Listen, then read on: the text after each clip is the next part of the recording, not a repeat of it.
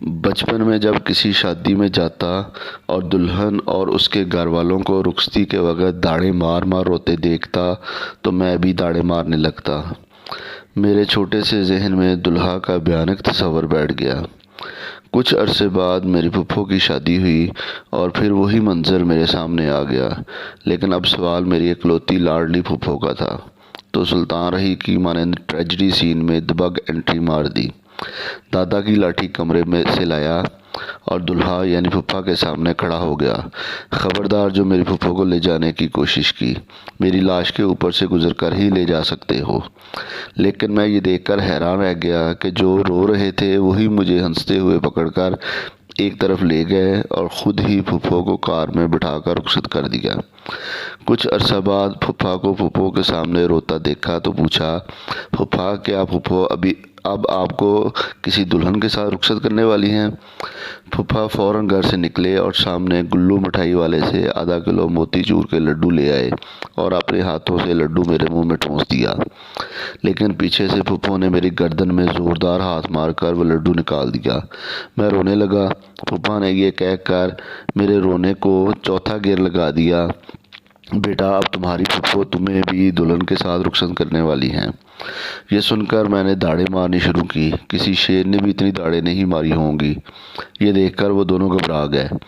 انہوں نے مجھے آسان لفظوں میں رخصتی کے موقع پر رونے کی تاریخ بتائی تو چین آیا۔ کچھ عرصے بعد جب چہرے پر مونچھیں آئیں تو چھوٹے چچا کی شادی میں دیکھا کہ دلہن اور ان کے گھر والے خاموشی سے بہتے آنسوؤں کے ساتھ دلہن کو رخصت کر رہے ہیں۔ کوئی داڑیں ہی نہیں مار رہا۔ مجھ سے برداشت نہیں ہوا اور چچی کے ابو سے کسی بزرگ کی مانند کہنے لگا، جناب کیا آپ کو نہیں معلوم کہ بیٹی کو رخصت کرتے وقت داڑیں مار کر رویا جاتا ہے؟ میرا اتنا اہم ترین سوال سن کر چچی کے گھر والوں کے ساتھ ساتھ چچا بھی ہنسنے لگے۔ بعد میں چچا نے مجھے بتایا کہ بیٹا اب دور بدل چکا ہے، داڑیں مارنے کو برا سمجھا جانے لگا ہے۔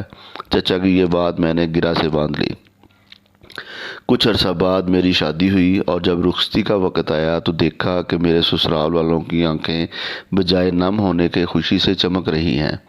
میں ایک بار پھر بڑا حیران، سوچا شاید پھر دوبارہ ٹرینڈ بدل گیا ہو۔ شادی کے 2 دن بعد جب اہلیہ کو لے کر سسرال گیا تو پوچھ ہی بیٹھا۔ ساسو ماں ہنستے ہوئے اہلیہ کی طرف اشارہ کرتے ہوئے کہنے لگی، بیٹا ہم اس لیے خوش تھے کہ یہ مصیبت ہمارے گلے سے ٹل کر تمہارے گلے پڑ گئی۔ ان کا مذاق میں کہا ہوا جواب شادی کے 3 ماہ بعد سچ ثابت ہونے لگا، جب محبوبہ کو بیوی کے ڈراؤنے روپ میں دیکھنا شروع کیا۔ اب میں جب بھی کسی عزیز یا دوست کی شادی میں جاتا ہوں تو اسے مبارکباد دینے کی بجائے اسے تعزیت کرتا ہوں۔ اگر آپ کو میری ویڈیو پسند آئی ہو تو اسے لائک اور شیئر ضرور کیجیے گا۔ اگر چینل سبسکرائب نہیں کیا تو چینل بھی سبسکرائب کریں اور مزید مزے کی ویڈیوز کے لیے بیل آئیکن کا بٹن دبائیں۔ شکریہ۔